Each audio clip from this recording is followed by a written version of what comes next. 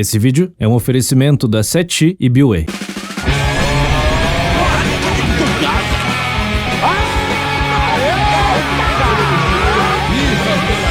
São todos os Jedi.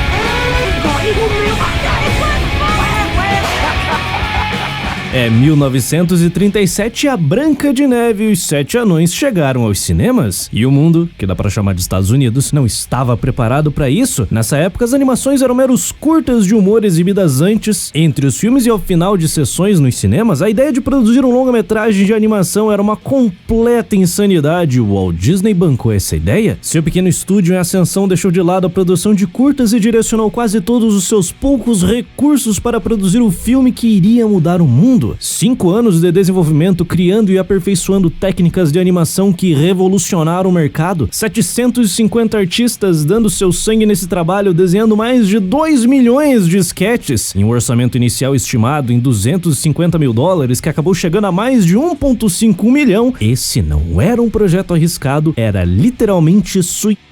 O sucesso ou fracasso desse filme iria definir o futuro de Walt Disney e, por consequência, o futuro do cinema. Seu lançamento em 21 de dezembro de 1937 reuniu todos os maiores nomes do cinema desta época, e essa estreia superou todas as expectativas. Nas semanas iniciais de lançamento, o filme faturou $8 milhões, e ao fim do seu período de exibição nos cinemas, 66 milhões estavam na conta da Disney. E para coroar o sucesso, em 38 o filme recebe um Oscar honorário e 7 miniaturas. O maior titã da história do entretenimento havia nascido, e absolutamente nada iria segurar esse monstro faminto. Nada, exceto a produção de uma sequência infindável de filmes ruins que fracassaram nas bilheterias norte-americanas. Com a morte de Walt Disney em 66, o estúdio perdeu seu rumo. Mowgli, o Menino Lobo, que foi a última animação que Disney trabalhou, se tornou a maior bilheteria da empresa pelos próximos 22 anos. O fracasso comercial da Bela Adormecida fez a empresa mudar o seu foco. Agora a prioridade era produzir live actions, tentando surfar o hype do momento, de aventuras, comédias até ficção científica. Enquanto isso, a divisão de animações foi sucateada. Em 1958, dos 500 artistas que ali trabalhavam, apenas 120 restaram, e esse padrão segue pelas próximas 2 décadas, acumulando mais e mais fracassos de bilheteria, tanto na divisão de animações, mas principalmente na de live actions.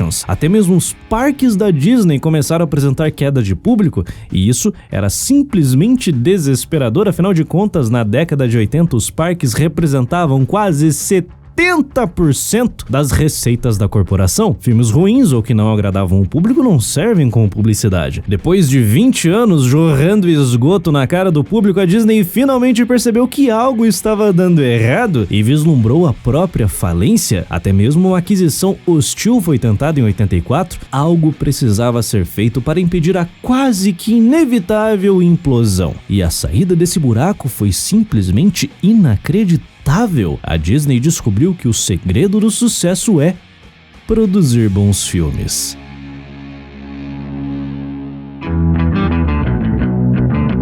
O ano é 1984 e a casa está sob nova direção. Michael Eisner deixa a presidência da Paramount para assumir a cadeira de CEO de uma Disney em ruínas, e consigo traz Jeffrey Katzenberg para cuidar dos estúdios. A missão desses dois era muito simples: tirar a companhia da sarjeta. E foi exatamente isso que eles fizeram.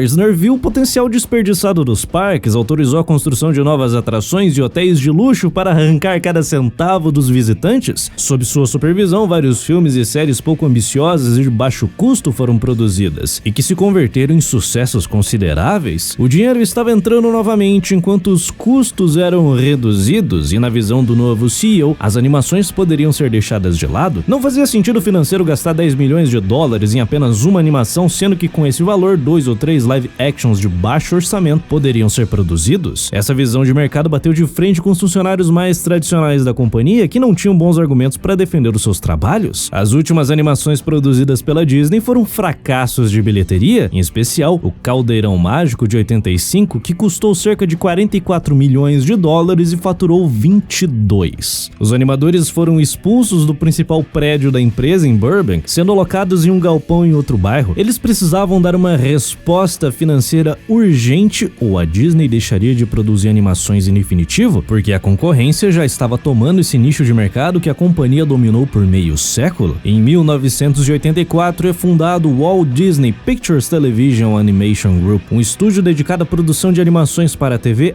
algo que inexplicavelmente a Disney não trabalhava há mais de 30 anos. Esse projeto serviria como uma nova oportunidade para reviver a divisão de animações da companhia, dando novos ares a esse titã apodrecido e muito diferente da concorrência que tratava animações para a TV como produtos de baixo orçamento e da própria visão de Michael Eisner de cortar custos onde fosse possível. A Disney torrou uma nota em cada um desses projetos iniciais, e esse arriscado investimento não tardou para render bons frutos. Em 87 é lançado DuckTales, e esse desenho veio a se tornar um dos maiores sucessos da história da TV americana e fez com que a Disney aprovasse a produção de dezenas de outros projetos com nível similar de qualidade. Mas onde a mudança da mentalidade corporativa de produzir lixo para fazer produtos que agradam o público teve mais resultados foram nos filmes. A divisão de live actions, que acumulava fracassos retumbantes, em 89 teve o seu maior sucesso em décadas. Com um orçamento de 18 milhões de dólares, Querida, Encolhi as Crianças se tornou um absurdo sucesso de críticas e bilheteria, acumulando um total de 222 milhões de dólares ao redor do mundo. Mas calma, as coisas vão ficar ainda melhores.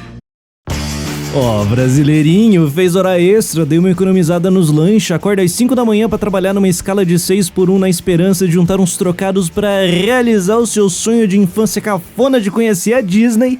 Que peninha! Roubaram teu carro e você não tinha seguro. O dólar tá 5 conto e subindo. Mas calma, não fique abatido, utilize toda a sua tristeza e decepção com essa ruína que ainda chamamos de nação como combustível para ir pra bem longe daqui em definitivo. Mas você não sabe como fugir do Brasil? Eu tô aqui justamente para solucionar esse problema. Muito diferente da Disney em Orlando, a CETI consegue fazer com que todos os seus sonhos se tornem realidade, afinal, o seu futuro é você quem decide. Não tá a fim de pagar 92% de taxa nas bugigangas que comprar da China ou deixar que o governo roube 40% de tudo que você trabalhou para conquistar. Se o seu objetivo é ser menos abusado pelo Estado brasileiro, Paraguai e Uruguai estão aqui do lado. Mas se o clima tropical não é do seu feitio, que tal ter todos os benefícios de viver e empreender na União Europeia sem pagar os custos desse Leviatã? A Tchequia é o lugar que você adoraria morar, mas nem sabia disso. Mas agora 67 graus negativos no inverno é paia. Tem o Panamá. O Caribe é top em qualquer momento do ano. Existem excelentes oportunidades em todos os continentes. Quase todos. E a CETI está a par das melhores delas. Basta que você entre em contato para resolver a sua vida, proteja o seu patrimônio ou aquele que você ainda vai construir do manicômio que é esse país. Conquiste uma segunda cidadania, abra uma offshore, otimize seus impostos e, se você quiser, abandone até mesmo o conceito de morar em um país e se torne um nômade digital. Acesse o link na descrição e conheça em detalhes todos os serviços ofertados pela CETI e agende a sua chamada introdutória para uma consultoria personalizada e confidencial. Amigo, presta atenção nesse conselho. Fuja enquanto há tempo. A estreia da Pequena Sereia em novembro de 89 marcou a renascença da Disney. Um dos maiores streaks de sucesso da história do cinema acabara de começar. Esse foi um projeto que estava rondando a companhia desde a década de 30, mas nunca saiu do papel. Até que em 1986, Ron Clements, que era um dos diretores de As Peripécias de um Ratinho Detetive, trombou com a coleção de contos de Hans Andersen. E lá estava a história da Pequena Sereia. Ele leva a ideia de produzir um filme baseado neste livro a Michael Eisner, porém, recebe uma negativa, pois o estúdio estava na pré-produção da sequência de Splash.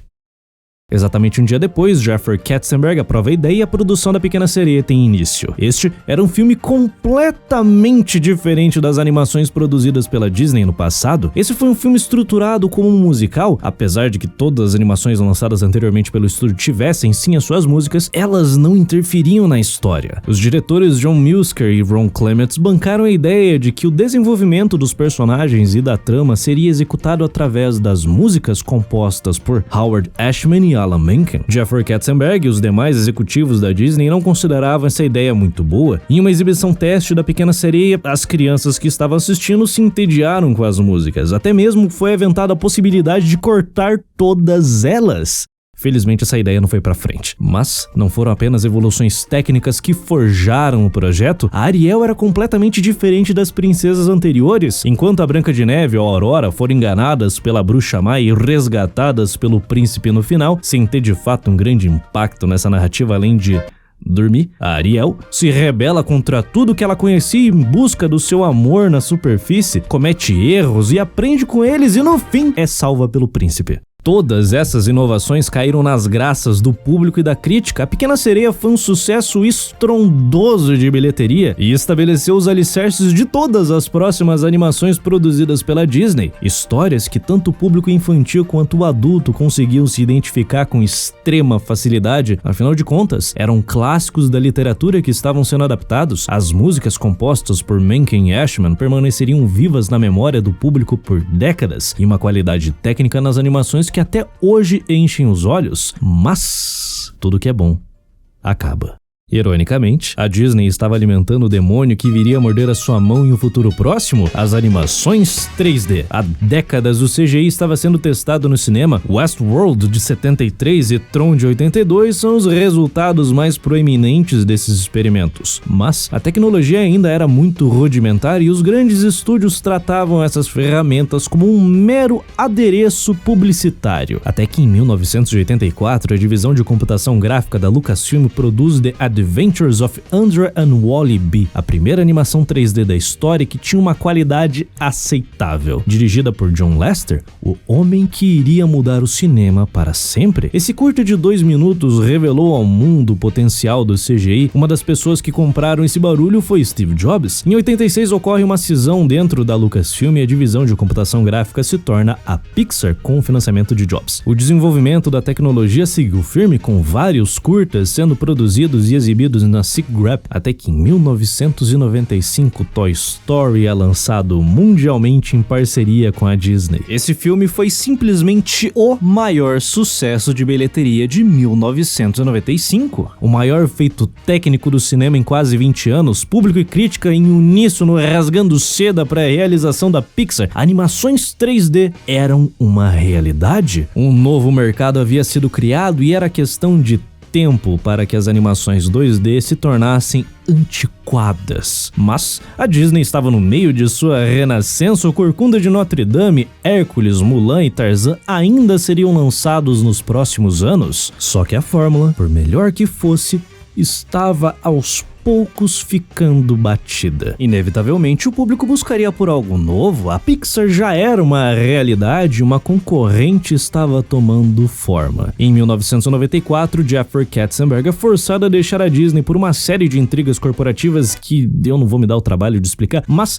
ele queria o cargo de segundo em comando na companhia e rodou por conta disso, embolsando 250 milhões de dólares no processo. Katzenberg utilizou todo o seu desprezo acumulado por anos tentando assumir o poder na Disney para formar a DreamWorks. A empresa queria disputar com o rato o coração das criancinhas e ele nem tentou esconder isso. Em 98, a DreamWorks lança o seu primeiro longa, Formiguinhas, e é literalmente vida de inseto com leptospirose. 3 meses depois, um projeto muito melhor chega aos cinemas. O Príncipe do Egito é um sucesso de bilheteria, mas a crítica não foi com a cara. Entretanto, a DreamWorks estava se firmando no mercado e ainda iria mostrar ao mundo todo o seu potencial de perder dinheiro. O caminho para Eldorado foi um fracasso de crítica e bilheterias, mas a Fuga das Galinhas, que saiu meses depois, performou muito bem e faturou 200 milhões de dólares e afagos da crítica. Enquanto isso, na Disney as coisas não estavam tão boas quanto antes. Fantasia 2000 foi um fracasso retumbante, custando cerca de 80 milhões de dólares para produzir, faturando apenas 90. Dinossauro, o primeiro filme em CGI da companhia, foi um sucesso financeiro, mas não caiu nas graças da crítica. O formato Disney parecia que estava ficando saturado passado, mas nada que fosse uma grande preocupação.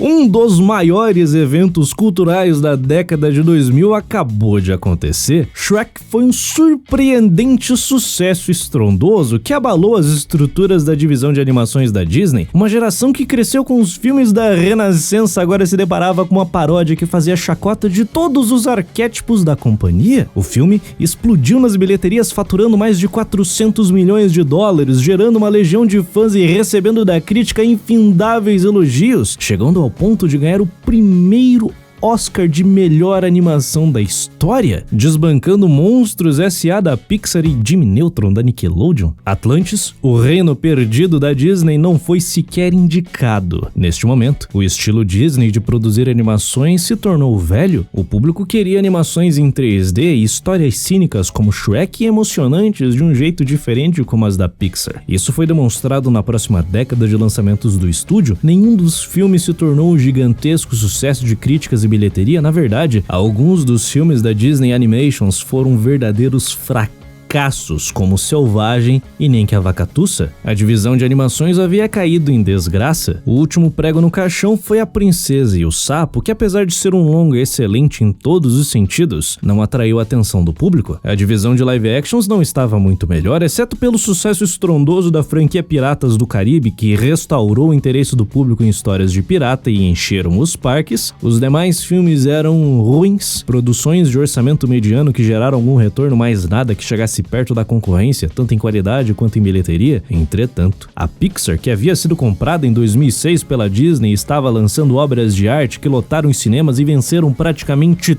todas as premiações que foram indicadas, e isso gerou um certo desconforto dentro da companhia. Como assim a Disney Animations estava perdendo seu protagonismo de mais de meio século para Pixar e DreamWorks? Algo precisava ser feito urgentemente, mas a que custo?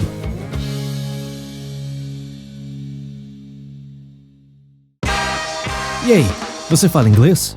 Não? Parabéns! Você é um semi-analfabeto que não domina uma habilidade básica? Essa é só a mais pura realidade. Lide com ela. Você basicamente está jogando fora oportunidades de emprego, promoções, viagens, conhecimento, networking, entretenimento por preguiça. Porque com toda certeza você vive naquele cope de quando eu quiser eu aprendo sozinho. Spoiler, você não vai. Mas eu tenho uma alternativa para te ajudar a escapar deste oceano de ignorância que neste momento você está à deriva. O professor Jonas Bressan desenvolveu um método inovador que consiste em te ensinar inglês de um jeito que funciona. É simples assim. Ele tem mais de 2 décadas de experiência e o cara sabe exatamente o que está fazendo. Dessa forma, você não vai precisar passar os próximos 5 anos pagando uma mensalidade caríssima em uma escola medíocre para no final não saber nem o que é verbo to be. A B-Way é a melhor chance que você tem para finalmente aprender o idioma mais importante do planeta. São mais de 150 aulas, infindáveis exercícios, lives, livros, contato direto com os professores todos os dias da semana. Acesse o link na descrição para adquirir o curso, que por sinal tá com um desconto absurdo pelo conteúdo que entrega, de R$597 por R$397. E é isso. Acabou. Nenhum centavo a mais.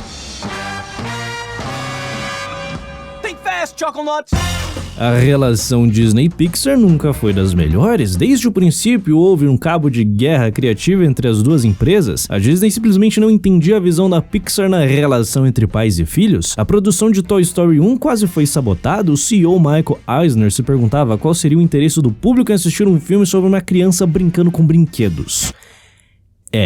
Ele achou que o filme seria sobre isso. O sucesso veio, pais e filhos conseguiram se divertir e se emocionar ao assistir Toy Story. Depois de faturar mais de 300 milhões em bilheterias ao redor do mundo, a singela ordem de produzir uma sequência de baixo orçamento para ser lançada direto para vídeo chegou na mesa de John Lasseter. Esse foi o modelo de negócios da Disney durante toda a Renascença, lançar um filme nos cinemas e logo em seguida produzir uma sequência medíocre para faturar em cima do sucesso do filme original. É simplesmente genial. genial, porém a Pixar bateu de frente e não aceitou fazer isso. Se fossem produzir uma sequência, ela seria melhor que o original em todos os sentidos, e foi exatamente isso que eles fizeram. O Brain Trust foi a razão do sucesso da Pixar, e isso é nada mais, nada menos que uma reunião de feedback. É sério. Hoje em dia, qualquer pulgueiro tem infindáveis reuniões de feedback onde funcionários estafados fingem que se importam com um projeto inútil que estão trabalhando para a empresa que odeiam. O Brain Trust era quase que exatamente isso. A diferença era que essas reuniões frequentes eram realizadas por um grupo muito restrito de pessoas que realmente queriam chegar à perfeição. Ideias, críticas, projetos inteiros foram descartados e reiniciados do zero por eles em uma conversa franca e honesta. Criatividade acima de conformismo, esse processo não era nem um pouco otimizado, mas gerou filmes atemporais como Toy Story, Vida de Inseto, Toy Story 2, Monstros S.A., Procurando Nemo, Os Incríveis, Carros, Ratatouille, Wall-E, Up, Toy Story 3. Essa é uma sequência de lançamentos irretocável, onde o pior filme da lista só é ruim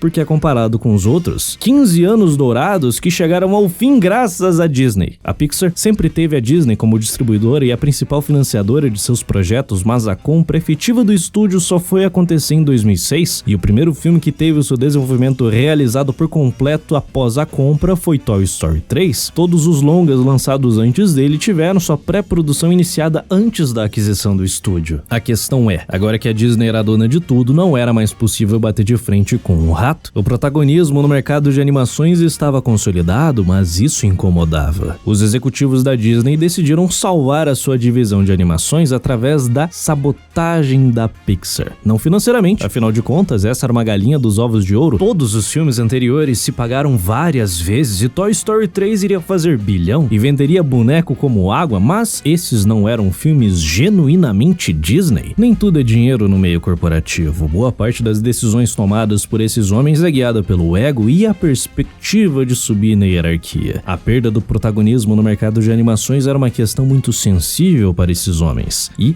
uma gigantesca oportunidade? Eles aproveitaram todo o know-how de animações 3D da Pixar para refinar as aberrações que a Disney Animations vinha produzindo nos últimos anos e adaptaram o estilo Disney de contar histórias ao novo mundo pós-Shrek. E assim surge Enrolados, e com ele um novo renascimento das animações do estúdio pela segunda vez em sua história. Coincidência ou não, a ascensão da Disney Animations coincidiu com o início do colapso da Pixar. Em 2011 seria lançada a sequência de Carros, de longe o pior filme que o estúdio produziu em sua história. Em 2012 era hora de Valente chegar aos cinemas. A primeira princesa Pixar não impressionou ninguém. Não era necessariamente um filme ruim, mas se comparado com os lançamentos anteriores, era qualquer coisa menos Pixar, e Universidade Monstro de 2013 não chegou nem perto da qualidade do seu antecessor. Algo claramente havia mudado. E mudou. Vários dos funcionários da Pixar estavam trabalhando em paralelo ou em definitivo na Disney Animations, incluindo John Lasseter. Nesta janela de 2010 até 2013 foram lançados Detona Ralph e Frozen. Goste você ou não, fez 1,2 bilhão só em bilheterias e mais 5 bi no ano seguinte ao lançamento com merchandising. Divertidamente, de junho de 2015 foi um alento aos fãs da Pixar. Claramente eles ainda conseguiam produzir obras que eram tão boas, se não melhores, que aquelas lançadas nos 15 anos dourados. Mas esse foi só um devaneio, um sonho de uma noite de verão. 3 meses depois, o Bom Dinossauro destrona Carros 2, se tornando o pior filme do estúdio. E as coisas só iriam piorar em qualidade. Porque em bilheteria, meu querido, as coisas nunca foram melhores. Toy Story 4, Os Incríveis 2 e Procurando Dory fizeram 1 bilhão. A questão era, todos esses sucessos foram sequências? Os lançamentos originais performaram muito bem, mas foram apenas 6 originais em 10 anos. E desses 6, 3 foram fracassos retumbantes. Enquanto a concorrência, em especial a Illumination, conseguia vomitar no mercado animações de orçamento mediano que na maior parte das vezes não tinha qualquer ambição artística, exceto fazer rios de dinheiro em cima de criança abobalhada, a Pixar ao menos tentava entregar um produto relativamente honesto. O processo criativo e a tecnologia desenvolvida pelo estúdio tornava todos esses filmes extremamente caros para produzir e, por consequência, lucrar com eles também é extremamente difícil. Imagine que toda a produção de um filme custe 100 milhões de dólares. Um leigo poderia deduzir que caso o filme faturasse 100 milhões e $1 nas bilheterias, este $1 é lucro, né? Não. Não é. Há muito tempo, o marketing é tão importante quanto o produto em si. Quantas vezes você já assistiu um filme horroroso por causa de um trailer bem feito? Por conta disso, o orçamento do marketing de um longa geralmente gira em torno de 50% a 100% do custo de produção do filme. Isso significa que um filme de 100 milhões, na verdade, custou 200 para ser feito. Então, 200 milhões e $1 na bilheteria é lucro? Não chega nem perto. Porque tem a parte dos cinemas, que nos Estados Unidos é 50-50 e na China, por exemplo, é 70-30, mas vamos simplificar essa conta. Levando tudo isso em consideração, para que um filme de 100 milhões gere lucro, você precisa faturar cerca de 400 milhões de dólares. Só para cobrir os custos de produção e publicidade. Carros 3 custou 175 milhões de dólares sem marketing e faturou 383,9 nas bilheterias.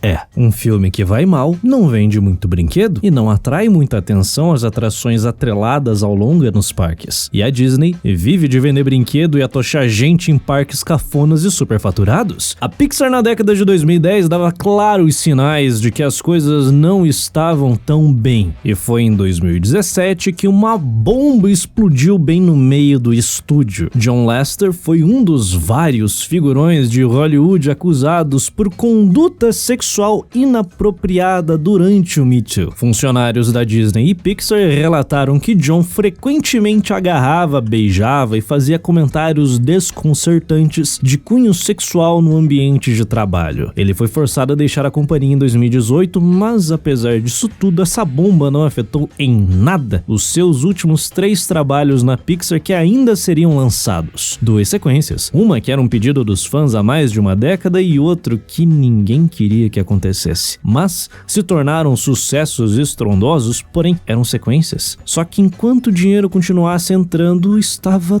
tudo certo, até que ele parou de entrar. Bem-vindos a 2008, a indústria do cinema estava prestes a entrar no maior período de lucratividade e estagnação criativa de sua história. Em abril, é lançado o primeiro filme de um acordo de 6 longas firmados pela Marvel e a Paramount. O Homem de Ferro, adaptação de um personagem de terceira divisão que os Norm não fazia a menor ideia de quem era, porém, o filme teve uma recepção excelente do público e da crítica, fazendo 500 milhão em bilheterias e dando início a um projeto pra lá de ambicioso. A Marvel, nessa altura da década de 2000, já tinha provado que seus principais personagens eram rentáveis no cinema. Blade, Homem-Aranha, Quarteto Fantástico, Você Não Demolidor, Hulk e os X-Men já tinham caído no gosto do público. O problema era que nenhum desses personagens estava sob controle total da Marvel, pois os seus direitos foram vendidos na década de 90 para salvar a editora da falência. Esse era um gigantesco problema que a Marvel resolveu cuidar utilizando as suas outras 5.000 propriedades intelectuais para fazer dinheiro. O plano era super tranquilo e sem risco algum. A Marvel Studios fez vários empréstimos que totalizaram cerca de 500 milhões de dólares para financiar seus filmes, e a garantia era ceder os direitos de todos os seus personagens. Uma aposta absurdamente arriscada, mas os seus objetivos iniciais eram bem conservadores. Seriam rodados 4 filmes de origem para seus heróis, Homem de Ferro, Hulk, Capitão América e Thor, para que depois de toda essa preparação, os Vingadores chegassem aos cinemas unindo todos esses personagens em uma aventura. A meta não era obter lucros avassaladores com os filmes solos, afinal de contas, exceto pelo Hulk, todos os demais personagens eram desconhecidos pelo público geral, mas eles conseguiram fazer dinheiro com cada lançamento, menos Hulk, que ironicamente flopou tão forte que nem ao menos conseguiu se pagar. O resultado dessa aposta arriscada todo mundo conhece. O MCU é um sucesso indiscutível, mas a Disney resolveu apostar nessa jogada antes mesmo de ver os resultados. Em 2009, a Marvel é adquirida pela bagatela de 4 bilhões de dólares e os 5.000 personagens e mais de 30.000 histórias publicadas se tornaram propriedade da Disney e o resto. Você já sabe, os filmes de heróis se tornaram o maior gênero do cinema hollywoodiano na década de 2010. A cada lançamento, mais e mais pessoas eram cooptadas para essa histeria coletiva. Os filmes se tornaram verdadeiros eventos culturais que aconteciam de 2 a 3 vezes por ano. Essa franquia tinha se tornado uma espécie de série de TV nos cinemas. Não dava para simplesmente perder um filme e o público geral acabou se acostumando com isso. Bastava que a logo da Marvel estivesse estampada no pôster do filme para que ele se tornasse um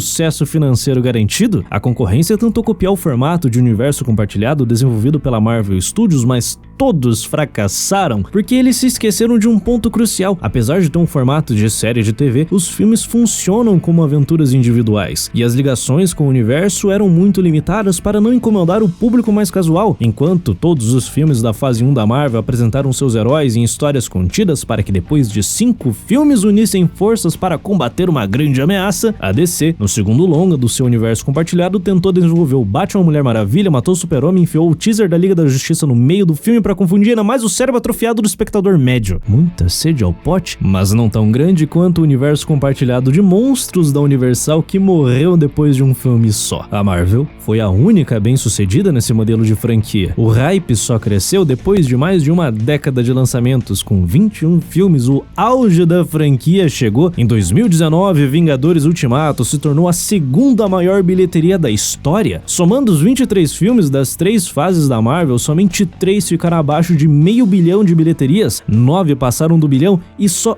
um filme foi um fracasso, O Incrível Hulk, de 2008, mesmo que uma parcela minúscula do público estivesse começando a se cansar de filmes de heróis, porque de fato são filmes bobinhos, sem grandes pretensões artísticas, mas eles não eram necessariamente ruins, só que essa fórmula estava começando a se desgastar. Piadinhas constantes em momentos inconvenientes começavam a incomodar alguns filmes, o ESG estava ficando meio excessivo, no geral, os filmes eram iguais, com personagens diferentes, o que variava era a quantidade de piada ruim. Vingadores Ultimato foi a conclusão de uma história de 22 filmes. Ele poderia ser o ponto final para boa parte do público, afinal de contas a história acabou, mesmo que algumas pontas soltas tenham sido deixadas. Não foi isso que aconteceu. O interesse do público ainda era gigantesco pela franquia e alguns meses depois de Ultimato, Homem-Aranha Longe de Casa fez 1,131 bilhão só com bilheterias, e realmente absolutamente nada poderia parar a Marvel, nada exceto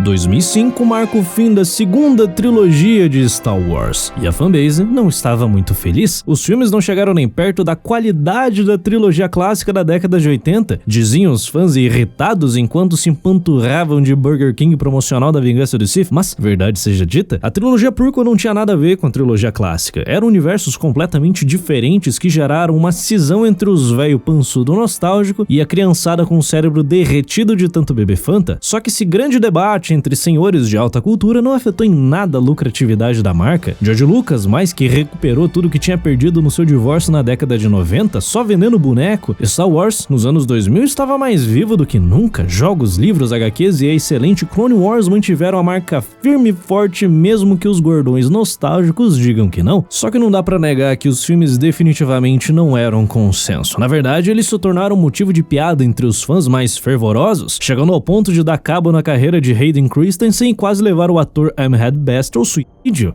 É sério, um bando de tetudo desocupado quase fez um cara ir jogar no Vasco por causa de um filme pra criança. A ideia de lançar novos longas da franquia foi praticamente descartada após a conclusão da trilogia prequel, até que Lucas revela em 2007 que estaria trabalhando em uma trilogia sequel, e os fãs não estavam muito animados com essa notícia depois de 3 filmes desastrosos, roteirizados e dirigidos pelo mesmo. Por fim, o projeto cai em um development hell, assim como vários em Hollywood, e ninguém mais falou disso. Maio de 2011, a atração Star Tours The Adventure Continues é inaugurada em Orlando, e este brinquedo pra lá de medíocre marcou o início efetivo do fim da marca Star Wars. George Lucas e o novo CEO da Disney, Bob Iger, durante o café da manhã naquele 20 de maio, conversavam casualmente sobre a possibilidade de Lucas vender toda a franquia Star Wars para a Disney. Afinal de contas, o diretor estava pensando seriamente na possibilidade de finalmente se aposentar, mas antes ele queria produzir o episódio 7 para um possível lançamento em maio de 2015 e vender a Lucasfilm logo em seguida. Nos meses posteriores a essa singela reunião, as negociações tomam forma. Lucas é convencido a abandonar o barco? Desde o lançamento da Vingança do Sith em 2005, ele foi achincalhado pelos fãs de Star Wars em todas as oportunidades que surgiram, meio que um novo projeto sob seu comando não animava os tetudos que lotavam as convenções dedicadas à franquia. Em janeiro de 2012, é anunciada a aquisição da Lucasfilm pela bagatela de 4,5 bilhões de dólares e uma nova trilogia confirmada para ser lançada em maio de 2015, com Lucas servindo como um mero consultor criativo. Os fãs estavam céticos com o tipo de tratamento que a empresa do rato iria dar à franquia. A Marvel era um sucesso, porém, Star Wars é completamente diferente das histórias de herói. Não demoraria muito tempo para todo mundo descobrir como a franquia seria gerida. Todo o universo expandido que vinha sendo construído desde o Retorno de Jedi é descartado. Os jogos que estavam sendo desenvolvidos pela LucasArts, que incluía o aguardado Star Wars 1313, são cancelados, assim como a última temporada de Clone Wars. Mas fique calmo, a Disney tratou de anunciar uma série de novos projetos envolvendo a franquia que iam além da nova trilogia. Star Wars Rebels faz a sua estreia em outubro de 2014 e ela era uma animação medíocre. Apesar de Clone Wars também ser um desenho para crianças, a qualidade de seus roteiros atraía a atenção do público jovem e adulto. Rebels era só bobo. Uma animação tosquinha do Disney Channel. O reboot do aclamado Battlefront de 2004 é desenvolvido pela EA e lançado em 2015, e o jogo tinha potencial. Os gráficos eram lindos, a gameplay era excelente, mas não tinha conteúdo. E a playerbase, assim como seu pai, simplesmente desapareceu. HQs e livros foram anunciados e lançados, mas a qualidade era bem inferior ao universo expandido que existia até 2013. E é isso. Sim. Quase esqueci dos filmes. O hype para o Despertar da Força era algo de outra Desculpa. O trailer final bateu 112 milhões de views em 24 horas. Os fãs se deleitaram com tudo que viram, cenários reais, animatrônicos, CGI irretocável. Parecia que Star Wars tinha voltado aos seus anos de glória graças ao trabalho de J.J. Abrams, que alguns anos antes havia apresentado Star Trek para uma nova geração. O filme fez 2.071.310.218 dólares nas bilheterias ao redor do mundo. E até hoje, ele é a quinta maior bilheteria da história. Star Wars estava de volta. O filme agradou praticamente todo mundo, afinal de contas fez 2 bi de bilheteria, mas o ponto é, o Despertar da Força é legalzinho, meio parecido com a Nova Esperança, praticamente o mesmo plot de destruir a super arma gigante capaz de explodir planetas. Um filminho covarde, tá? A trilogia prequel não agradou muita gente por ser diferentona demais das clássicas, porém o episódio 7 era praticamente um remake do episódio 4, com os personagens velhos, mas era o início de uma nova trilogia, havia tempo de sobra para apresentar algo novo, tempo para mudar, né?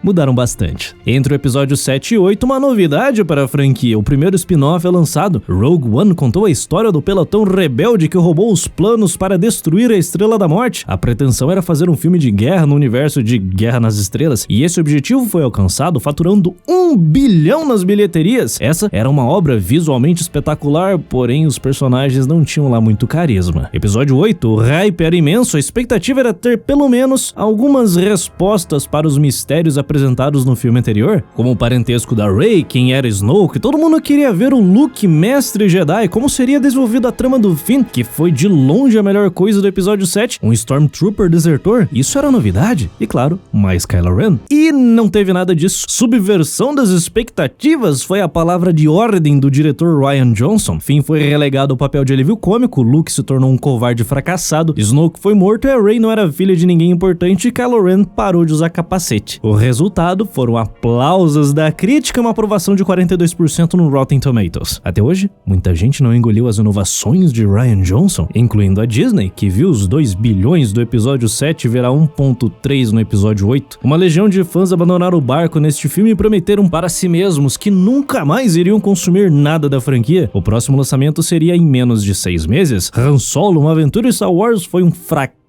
sem precedentes. E nessa altura do campeonato, todo mundo já tinha percebido que algo muito errado estava acontecendo. A Lucasfilm, capitaneada por Kathleen Kennedy, estava destruindo a maior franquia do cinema. Simples assim. Os jogos floparam, as HQs e livros não eram lidos e os filmes agora davam prejuízos. Até que surge uma nova esperança.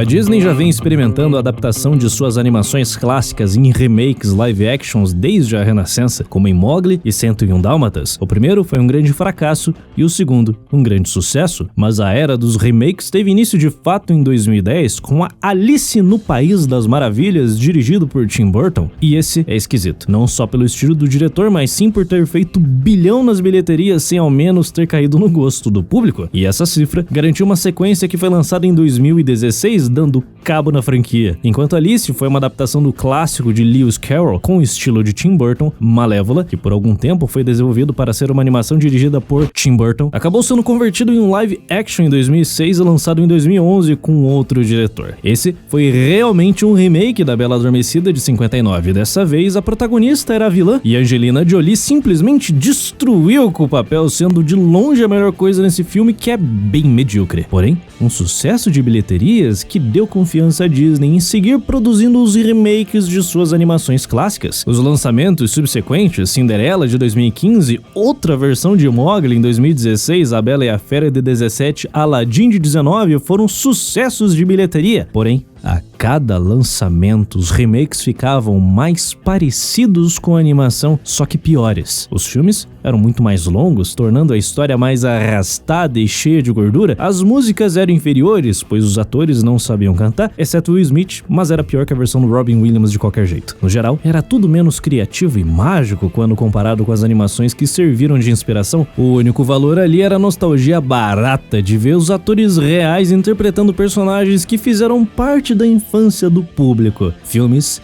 criativamente falidos, e nas duas únicas exceções, Alice 2 de 16 e Dumbo de 19, havia alguma criatividade, mas ambos fracassaram na crítica, com o público e nas bilheterias, dando o recado que a Disney precisava ouvir: faça o mínimo na adaptação, que os retornos serão estrondosos. E a prova que essa análise estava correta foi o Rei Leão de 19, que é uma verdadeira abominação, inferior em todos os sentidos quando comparada com a versão original de 94. Nem mesmo dá pra chamar esse filme de live action, afinal de contas foi tudo feito em CGI, mas pouco importa. 1,6 bilhão nas bilheterias mundiais descartam qualquer pretensão artística. Só que cedo ou tarde o público poderia se cansar dessas doses cavalares de nostalgia barata, que era simplesmente uma estratégia muito bem calculada para arrancar o dinheiro do público em ingressos cada vez mais caros e em lançamentos mais frequentes. Em 2019 foram lançados 4 remakes nos cinemas e os 4 filmes não entregaram praticamente nada de novo. Na verdade, pioraram o que foi feito no passado. Mas a cultura do hype sustentou tudo isso. Esses filmes eram verdadeiros eventos que lotaram as salas de cinema ao redor do mundo, e 2019 foi o ápice dessa loucura. O Rato lançou 2 filmes da Disney que bateram 1 bilhão, o episódio 9 de Star Wars, a conclusão de uma saga de 3 trilogias que, mesmo sendo uma aberração, fez bilhão, e os já citados 4 remakes, 2 fizeram 1 bilhão. A Disney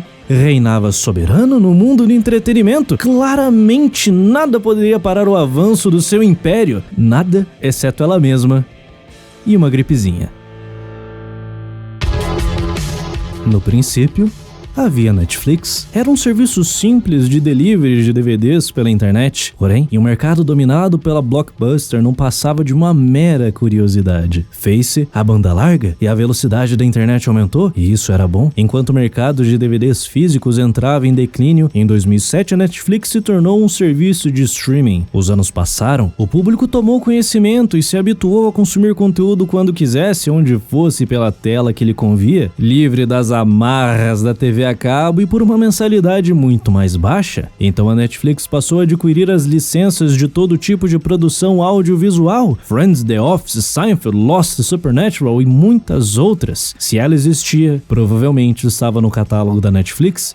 E isso era bom. Ora, a entidade mercado astuto viu uma oportunidade. O streaming era o futuro e do dia para a noite as séries foram arrancadas das mãos da Netflix. O dito monopólio foi despedaçado e dezenas de serviços de streaming surgiram, e entre eles estava o Disney Plus, a nova aposta da maior corporação de mídia do planeta. Diferente das outras plataformas, o Disney Plus reunia as maiores franquias do cinema e Simpsons, porque eles boletaram a Fox em 2017 por 52,4 bilhões. Era 2019 e tudo que a Disney fazia gerava hype, e com seu serviço de streaming não foi diferente. The Mandalorian foi o selling point dessa nova plataforma. A primeira série live action de Star Wars da história, produzida por Jon Favreau, o homem responsável pelo nascimento do MCU, Dave Filoni, o homem que tornou os prequels a era favorita de muita gente, e ainda havia a consultoria de George Lucas, que nessa altura do campeonato já tinha sido perdoado pelos mesmos fãs que passaram uma década inteira o ofendendo. Esse foi um projeto pensado como uma espécie de resgate da franquia, pois ele não estava sob controle de Kathleen Kennedy. Favreau respondia diretamente ao CEO da Disney, ou seja, tinha carta branca para produzir o que bem entendesse, e sem nenhum personagem clássico nem Jedis, a série se tornou o melhor produto audiovisual da franquia desde Clone Wars. A obra foi consenso entre público e crítica, era de fato um produto extremamente divertido e promissor, bem diferente da trilogia sequel que veria em episódio 9, lançado em dezembro de 2019, o seu ponto mais baixo. Star Wars estava morto nos cinemas, uma série de projetos em desenvolvimento foram praticamente engavetados nos meses que se seguiram, mas no streaming as coisas poderiam ser diferentes, e com isso a Disney resolveu apostar todas as suas fichas para a franquia nessa plataforma. Só em seu lançamento, mais de 10 milhões de usuários assinaram o serviço, apesar do pouco conteúdo original disponível. Não que isso fosse um grande problema, todo o catálogo de animações, Marvel e Star Wars estava disponível para ser consumido, mas era conteúdo velho que já esteve disponível anteriormente na Netflix, ou seja, legal. Além de Mandalorian, em 12 de novembro de 2019 também foi lançado o 5º remake live action do ano, A Dama e o Vagabundo, e esse filme, diferente de Mandalorian, era só mais uma adaptação preguiçosa que apelava para a nostalgia do público. Mas faltava algo. A Marvel ainda não havia feito a sua estreia na plataforma. Em 2019, o histórico de séries de TV da editora não era das melhores. Demolidor de 2015, produzido pela Netflix, foi aclamado pelo público e crítica, mas as outras 4 séries lançadas por lá não eram muito melhores que as aberrações feitas pela CW. Também tínhamos Agents of S.H.I.E.L.D., que apesar de ter conquistado um público fiel, sofria com baixo orçamento. Inumanos foi tão ruim que nem mesmo foi renovado para a segunda temporada, e Manto e Adaga, você nem sabe que essa série existiu provavelmente. O sucesso da Marvel nos cinemas não era o mesmo da TV, mas as coisas iriam mudar drasticamente. A ideia agora era unificar todas as produções audiovisuais no mesmo universo. Os personagens secundários dos filmes iriam ter as suas próprias séries, como Feiticeira Escarlate, Loki e Falcão, e novos personagens também fariam a sua estreia no streaming para aparecer posteriormente nos cinemas. A euforia dos fãs com tudo isso era gigantesca. A questão era, estávamos chegando em 2020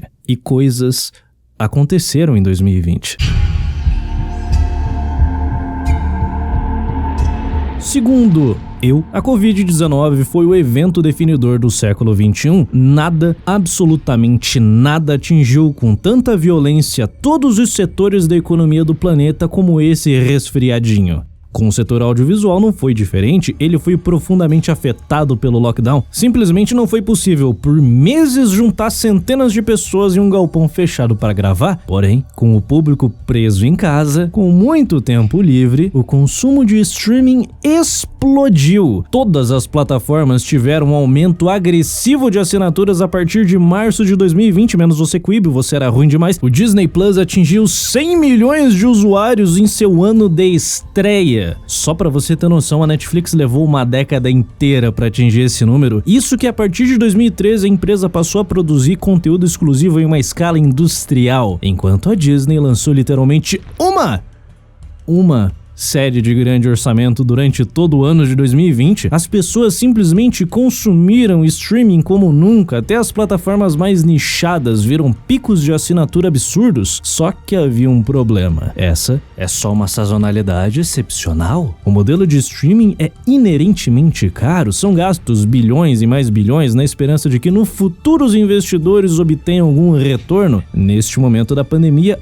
houve retorno, mas cedo ou tarde, as pessoas voltariam a trabalhar e esses números iriam despencar se não houvesse fidelização à plataforma. A questão era, como fidelizar o público à plataforma? A resposta é muito simples, meu querido. Ter um catálogo recheado de clássicos como Friends e The Office e conteúdo exclusivo de qualidade. Não adianta lançar centenas de produtos medíocres na esperança de que o povo continue pagando a mensalidade. Só que Simplesmente não dava pra produzir esse conteúdo, afinal de contas, distanciamento social. Sim, essa foi uma situação extremamente complexa. A Netflix já tinha engatilhado dezenas de estreias e novas temporadas de suas séries a serem lançados em 2020. O seu modelo de relativo baixo orçamento permite que várias séries que agradam todo tipo de público sejam rodadas em simultâneo para serem lançadas no momento oportuno. O pulo do gato da Netflix, que é uma pequena vantagem, uma gigantesca desvantagem ao mesmo tempo, a empresa não possui grandes franquias. Se por um lado fica difícil vender um produto desconhecido pelo grande público, a sua avó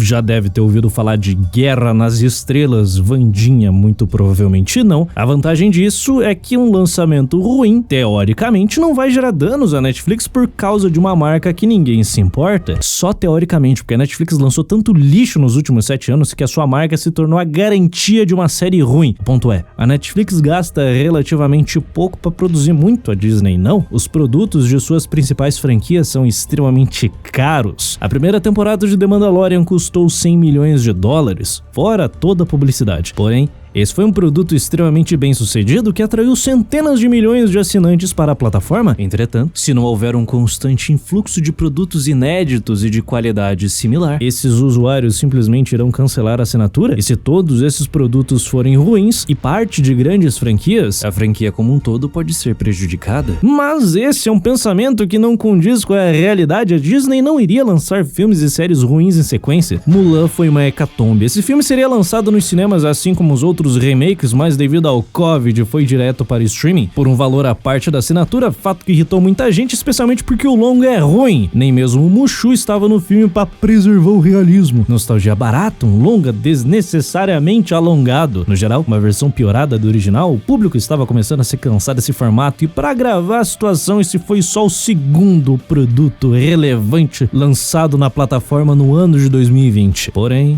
no segundo semestre, as produções já haviam voltado a ser rodadas com limitações devido ao Covid. Mesmo assim, era um ano inteiro sem praticamente nada de valor sendo adicionado à plataforma, mas com todo mundo preso em casa, as assinaturas só continuaram subindo e finalmente a Marvel fez a sua estreia no Disney Plus. WandaVision de janeiro de 2021 foi um sucesso, amplamente elogiada pelo público e pela crítica, apesar de um final tenebroso, mas um ótimo início para a Marvel no Disney Plus. E não demoraria muito para que a próxima obra desse as caras no serviço. O Falcão e o Soldado Invernal foi lançado em março de 2021 e de novo, sucesso. Apesar de um episódio final tenebroso, junho teríamos Loki. E essa foi massivamente elogiada, até mesmo recebendo 6 indicações ao Emmy daquele ano. E o season finale foi bom, finalmente. 3 séries, 3 hits. A confiança do público no trabalho da Marvel depois de um ano inteiro sem lançar nada estava intacta. A fase subsequente ao Ultimato começou com um prequel de uma personagem morta num filme anterior. E esse filme nem era bom para começo de conversa. Viúva Negra seria lançada no cinema, mas dadas as condições foi direto pro Disney Plus por um valor a mais, o que irritou bastante gente de novo. Só que apesar desse valor a mais, Mulan, Viúva Negra, Raya e Cruella foram filmes caríssimos, produzidos para serem lançados nos cinemas e simplesmente jogar eles no streaming gerou prejuízos monumentais para Disney. Mas não existe prejuízo maior que sacrificar uma marca. E foi justamente isso que aconteceu com a Pixar, que já vinha de um streak de lançamentos duvidosos, porém lucrativos. Só que agora o fator monetário tinha saído da equação, afinal, qualquer lançamento direto no streaming já causaria prejuízo de qualquer forma. O primeiro fracasso foi Onward, uma aventurinha ok de 2 irmãos, que teve a sorte de ser lançado em março de 2020, bem no início do lockdown, representando um gigantesco fracasso de bilheterias. O filme foi jogado no streaming com apenas 2 semanas de circuito porque não havia outra alternativa. Esse foi somente o segundo fracasso da Pixar em toda a sua história. E não seria o último. Em dezembro de 2020, Soul é lançado de forma extremamente restritiva nos cinemas, mas estava no Disney Plus, mais um projeto que custou 150 milhões de dólares sem ter obtido retorno. O mesmo aconteceu com Luca, uma aventurinha ok de 3 amigos, na verdade foi até pior, faturando somente 49 milhões e sendo o filme com a pior avaliação desde Carros 3, mas calma, ainda dá pra piorar.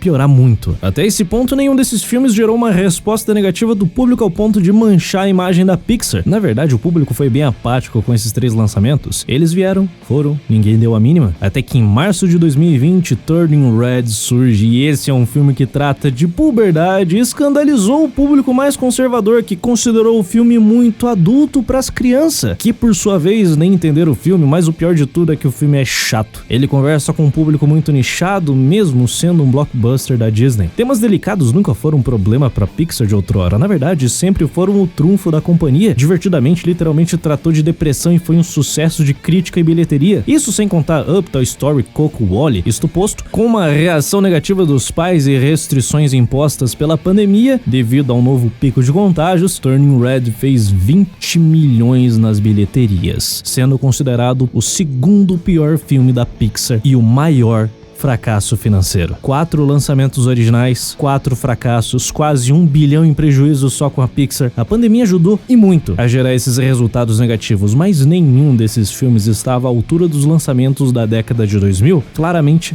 faltava algo neles. 3 deles foram recebidos com absoluta apatia porque eles não tinham muito a dizer, e um foi um caríssimo fracasso retumbante. Enquanto isso, os filmes da Disney iam de vento em popa, mesmo com a Covid. Encanto, de novembro de 2021, fez 256 milhões e garantiu uma indicação à melhor canção original no Oscar. A Pixar havia perdido o privilégio de produzir hits só com o seu nome. O estúdio tinha se tornado só mais um no mercado de animações. Eles só não tinham percebido isso. Lightyear foi a prova definitiva que a Pixar morreu. Com um orçamento grotesco de 200 milhões de dólares e provavelmente o mesmo valor só com publicidade, o spin-off de Toy Story, a maior franquia da casa, fez 226 milhões de dólares nas bilheterias, em um momento onde as restrições da pandemia já tinham sido reduzidas e os cinemas voltaram a lotar. Um cenário similar era visto na Marvel, a empresa que cansou de fazer bilhão com qualquer coisa mesmo, não estava vendo esse sucesso se repetir. Entre 2019 e 2023, apenas Homem-Aranha Sem Volta Pra Casa fez bilhão. E esse filme tem lucros repartidos com a Sony, que é a dona do personagem. O universo Marvel está em um indiscutível franco declínio, e o primeiro fracasso de bilheteria pós-pandemia surgiu em fevereiro de 2023, com Homem-Formiga e a Vespa Quantumania. Esse filme é uma catástrofe em todos os sentidos, e assusta saber que gastaram 200 milhões pra produzir isso. Doutor Estranho no Multiverso da Loucura, título longo, foi uma abominação de 300 milhões de dólares, que surpreendentemente conseguiu se pagar, mesmo sendo um filme objetivamente ruim, apesar de ter um diretor competente trabalhando ali, ou tentando trabalhar, porque todos os filmes da Marvel sofrem de um pequeno caso de executivo metendo a mão no projeto. O diretor nessas produções geralmente é no máximo um coordenador de equipe, porque criar mesmo ele não tem liberdade de criar nada, ele executa as vontades dos produtores e executivos da Disney, e se reclamar é chutado do projeto. E isso gera um fenômeno que é muito divertido. O filme é lançado porcamente finalizado, porque até os acréscimos do segundo tempo da prorrogação a Marvel não tem certeza de absolutamente nada, acarretando em roteiros sendo reescritos constantemente, refilmagens por conta disso, e o pior de tudo, artistas de VFX trabalhando 12 horas por dia, 6 vezes por semana, recebendo uma miséria no processo por conta de um bando de produtor corno que não sabe o que quer. O terceiro ato inteiro de Doutor Estranho 2 foi refeito faltando 3 meses pro lançamento. Isso não é pouco tempo, isso é desumano, e é isso que a Marvel vem fazendo há mais de uma década, porque eles e a Disney são os maiores clientes desses estúdios de VFX, que não podem se dar o luxo de negar os projetos degradantes propostos a eles. A consequência, além de burnout e depressão por parte dos trabalhadores mal remunerados, são efeitos visuais feios, que claramente não estão prontos, mas o filme tem que sair na data de lançamento a todo custo, e tem filme. Muito filme. De 2 lançamentos por ano entre 2011 e 2016 para 3 entre 17 e 19, para agora termos 4 blockbusters por ano, fora as séries. 5 em 2021, 3 em 22, mais 3 em 23. É muito conteúdo. É conteúdo em excesso. Simplesmente deixou de ser divertido acompanhar o universo Marvel. Para muito consumer, a Marvel se tornou um emprego. Para entender tudo o que acontece no filme X, você precisa ter assistido a série Y antes, e para entender a série Y, você precisa ter visto as outras 3, 4 séries, filmes. Não perca tempo. tempo tem mais 2 séries passando no Disney Plus, 2 filmes, isso demanda muita dedicação. Especialmente porque todas essas produções são mal escritas, porcamente dirigidas, estufadas de um humorzinho irônico insuportável, CGI em todos os cantos, até onde não precisava para começo de conversa, e em quase todas essas produções, os eventos que acontecem no filme não afetam em nada o universo. Porque se afetassem, causariam um grande problema para a próxima produção que vai repetir o ciclo infinitamente até Vingadores. Resumo da ópera: obras medíocres e covardes em grande quantidade. Ironicamente, os filmes e séries da Marvel se tornaram comics, uma forma de mídia extremamente complexa, não pelos seus temas, mas sim porque você é obrigado a consumir 47 obras paralelas para conseguir ter alguma noção do que tá acontecendo. Justamente por causa disso, essa mídia tá morrendo. As vendas de gibis têm caído ano após ano, não porque o público perdeu interesse em ler histórias em quadrinhos, mas sim porque é insuportável acompanhar um arco que dura anos só pra ele ser inevitavelmente resetado. Não dá pra manter o Batman, Super-Homem e Wolverine mortos por muito tempo. Em contrapartida, os mangás têm vendido cada vez mais, e a razão pra isso é muito simples: você só precisa ler na ordem de lançamento pra saber o que tá acontecendo. É isso. É legal demais o consumidor não ser obrigado a ler o gibi da Garota Esquilo pra entender por que o Homem-Aranha do universo 863 virou deputado estadual no Amapá. Fora a qualidade das histórias em si. O roteirista ocidental médio tá mais preocupado em marcar pontos ESG do que contar uma boa história. Com os filmes da Marvel, o mesmo efeito ocorre. O público casual, que é quem lota os cinemas, não está mais disposto a dedicar parte da sua vida a acompanhar as aventuras da Escaravelho Escarlate do universo 260 para entender como a Vanessa, esposa do rei do crime que apareceu no episódio 14 do reboot de Demolidor, vai destruir o multiverso. Você nem sabe do que eu tô falando, né?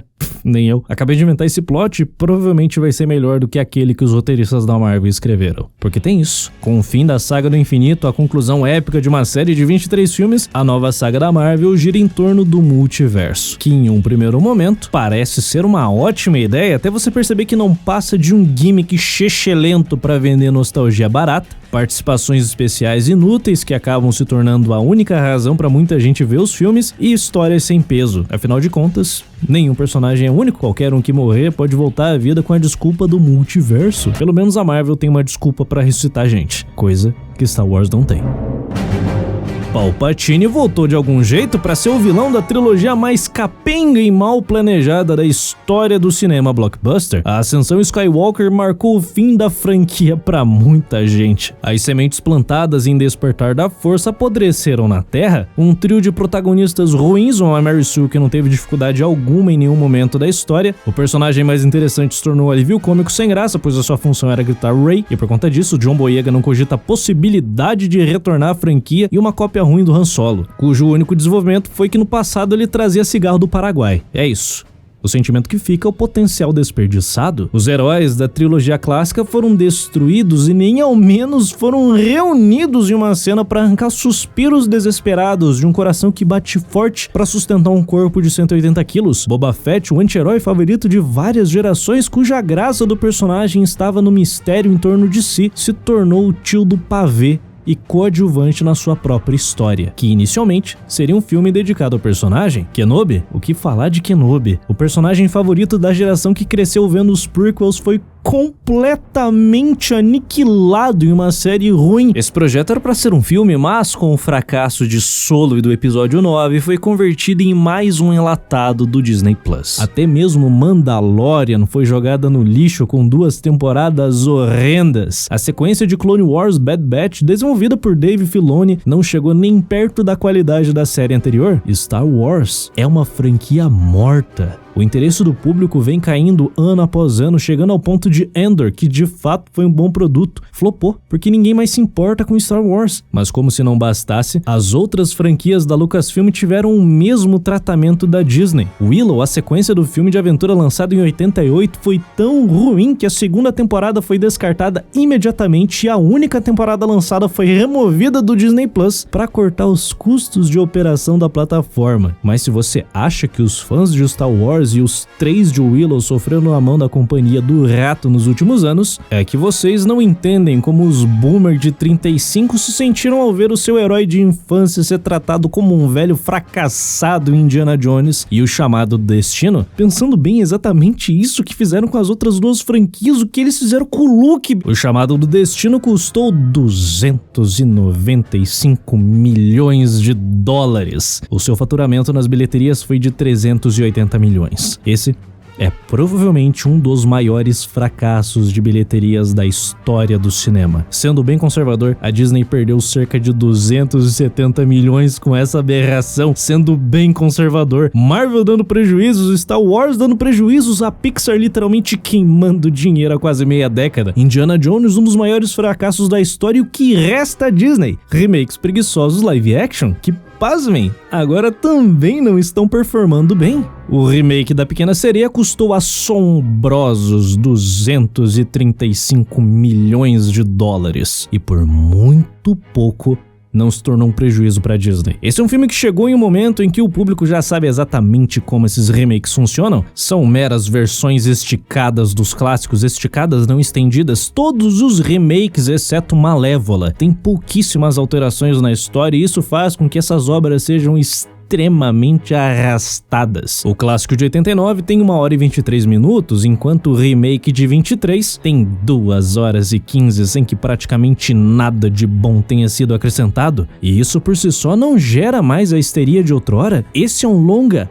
ok, mas é só um filme ok, uma versão piorada do clássico da década de 80, e com a saturação de blockbusters dos últimos anos fica bem difícil fazer com que o público assista um filme desses no cinema tendo tantas opções. E além disso, com a redução do tempo em que esses filmes ficam em cartaz de 90 para 45 dias, com os ingressos ficando cada vez mais caros, as pessoas simplesmente optaram por seguir consumindo boa parte desse conteúdo algumas semanas depois direto no streaming. Chegamos em um ponto em que o público espera que esses filmes sejam ruins antes mesmo de ver um trailer, dado o histórico recente de todas essas franquias. Por que gastar um centavo a mais nisso? O Disney Plus, além de não ser lucrativo, conseguiu ajudar e muito a destruir o hábito do público de consumir esse lixo que a companhia vem entregando há tanto tempo, e agora está perdendo até os assinantes porque as suas séries são ruins. A Disney entregou um streak de péssimas produções, ou você acha que Hawkeye, Boba Fett e She-Hulk justificam uma assinatura mensal? Porque essas séries de grandes franquias não se sobrepõem, elas são espaçadas no ano para fazer com que o público mantenha sua assinatura. Quando você coloca em perspectiva a concorrência como a Netflix, que lança dezenas de séries no ano na esperança de que alguma vingue, a Disney lança pouquíssimas, e essas poucas séries são ruins. Simplesmente não há razão para manter a assinatura. E quando surge algo de valor como Andor, a franquia Star Wars está tão desgastada por anos de lançamentos fracos que o público nem mais se dá o trabalho de consumir a obra. É nesse ponto que você percebe que uma franquia está praticamente morta. E estamos falando da maior franquia do cinema. O mesmo está acontecendo com a Marvel e Pixar. E como se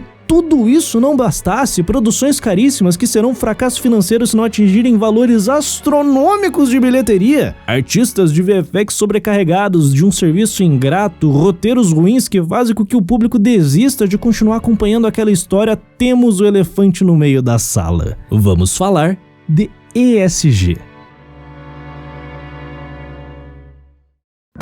Em que momento uma marca com uma identidade profundamente familiar decidiu que era uma boa ideia engajar em show de drag queen em jardim de infância?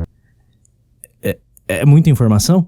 Vamos do começo. Em 1952, Walt Disney dá início à busca pelo lugar perfeito para estabelecer o segundo parque de diversões da companhia. Isso que em 1952 nem o primeiro havia sido inaugurado em Anaheim, na Califórnia, mas já apresentava os problemas que ele queria evitar na segunda unidade. Walt buscava autonomia para fazer o que bem entendesse com o território do parque, e isso era exatamente o que ele não tinha na Califórnia. Além da população da costa oeste ser muito menor que na leste, o local escolhido escolhido foi próximo à cidade de Orlando, bem no meio da Flórida, e a partir de 64 a companhia passou a adquirir secretamente centenas de milhares de acres de terra na região, que totalizou 111 quilômetros quadrados, fato que torna a Disney World maior que alguns países. Isso levantou suspeitas nos moradores locais. Quem tinha dinheiro para comprar tanta terra assim? Alguns apontaram para Howard Hughes, que na época era um dos homens mais ricos do mundo, outros diziam que era o governo americano desenvolvendo o programa espacial, mas todas as dúvidas acabaram em 15 de novembro de 1965, quando Walt Disney anuncia para o mundo, Estados Unidos, a construção do maior e melhor parque de diversões do planeta, causando uma verdadeira corrida ao ouro para levantar hotéis e restaurantes no entorno do parque que ainda seria levantado. E por longos 2 anos, mais de 9.000 funcionários estiveram envolvidos em transformar aquele pântano inútil um dos maiores empreendimentos do entretenimento mundial. 400 milhões de dólares foram investidos ali, mas havia uma contrapartida. A Disney teria total controle daquele território. A região central da Flórida na década de 60 não era grande coisa, e um investimento da Disney na região era algo muito interessante. A empresa já era um titã da mídia e usou esse fato ao seu favor, conseguindo amarrar um acordo espetacular. Aquele território de 111 quilômetros quadrados, que se estende por 2 condados, se tornou um distrito especial sob controle da Disney. Isso mesmo,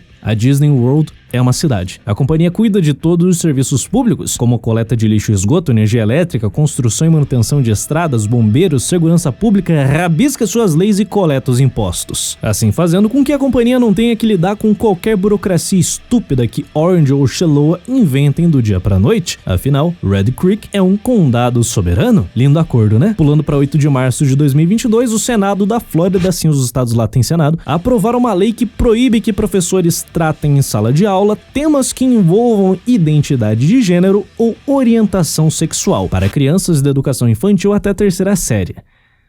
E também abre a possibilidade de, caso o estado decida, estender essa proibição até o fim do 3º ano do ensino médio, caso surja necessidade disso. Essa lei também obriga que as escolas disponibilizem os relatórios psicológicos aos pais e, para fechar o caixão, os responsáveis podem processar as instituições de ensino que tratem de temas que eles têm objeções. Essa lei gerou um tsunami de reações negativas dos mais diversos setores da sociedade americana. Artistas, cuja opinião vale menos que a moeda da Argentina, ONGs financiadas por megacorporações bilionárias e a ONU se sentiram profundamente ultrajados com a proibição de falar sobre identidade de gênero para bebês.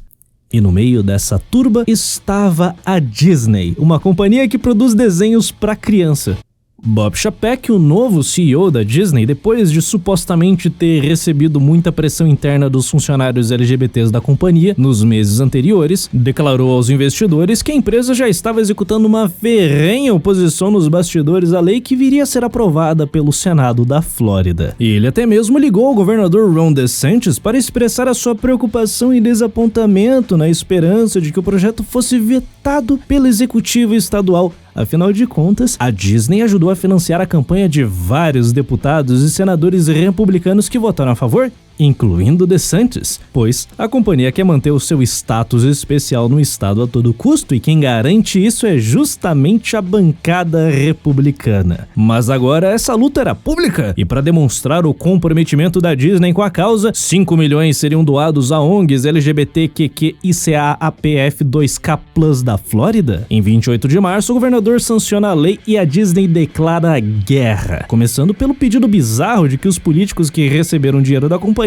para executar as suas respectivas campanhas devolvesse um montante, e naturalmente isso não foi para frente. Os republicanos se recusaram e a Disney interrompeu qualquer pagamento programado com fins políticos ao estado da Flórida, incluindo financiamento de democratas. Mas a posição mais firme tomada pela companhia foi a de que eles lutariam pelo fim do Florida Parental Rights in Education Act, seja por vias democráticas ou nos tribunais, pois essa lei não deveria nem mesmo ter sido aprovada após a demonstração pública de descontentamento da companhia. Afinal de contas, eles são os donos do estado. Quem liga se o povo da Flórida elegeu uma maioria republicana nas 2 casas e um governador do partido? Esse ataque de pelanca da companhia do rato gerou 2 reações. A primeira foi a do público, que depois de tantos anos vendo um aumento significativo de pautas ESG nas produções da Disney, essa resposta histérica contra uma lei aprovada por ditos representantes do povo em um estado conservador acabou sendo a gota d'água para muita gente que decidiu boicotar de vez os produtos da empresa. E na América, boicotes funcionam. Quase que imediatamente as ações da Disney despencaram só com o temor de um possível boicote da companhia por metade do país. A segunda reação foi ainda pior. Ron DeSantis foi alçado ao status de herói da direita americana por combater a cultura woke, e se aproveitando da situação, ele decide reavaliar o status fiscal especial que a Disney tem desde a década de 60. Em 22 de abril, ele aprova uma lei que retiraria todos os privilégios da companhia em 1º de junho de 23, tomando o controle de Red Creek da Disney e entregando ao governo estadual. A única resposta que a companhia conseguiu dar nessa situação toda foi processar Ron DeSantis em abril de 23, alegando que ele estaria utilizando seu poder para assediar a empresa que meramente se posicionou contrariamente à sua política, violando a primeira emenda da Constituição americana. E tudo isso aconteceu enquanto a empresa acumulava 1 bilhão em prejuízos nas bilheterias com seus filmes flopados? Mas por que uma empresa que está passando por graves problemas resolve enveredar em uma guerra que não é dela? Afinal de contas, essa era uma possibilidade. Era só não se posicionar para começo de conversa? Você pode até pensar, não, a Disney é boazinha. A maior corporação de mídia do planeta, avaliada em 153 bilhões de dólares, tá preocupadinha com os direitos LGBT que você já sabe. Tudo isso é puro altruísmo, uma defesa dos direitos humanos? Tadinho se você acredita nisso. A questão é a seguinte, para essas mega corporações a agenda ESG é mais importante que lucros imediatos, pois esse é o pensamento hegemônico entre a elite, que depois de décadas acumulando bilhões e mais bilhões, chegando em um patamar onde o dinheiro perde o sentido, guiar a sociedade inculta em direção ao progresso soa muito mais interessante que meramente buscar lucros. E isso só foi possível graças ao colapso do livre mercado, a financiarização da economia, o lobby e a formação de oligopólios, que concentraram na mão de meia dúzia de executivos um poder imensurável. A Disney vem adquirindo concorrentes diretos e indiretos há vários anos.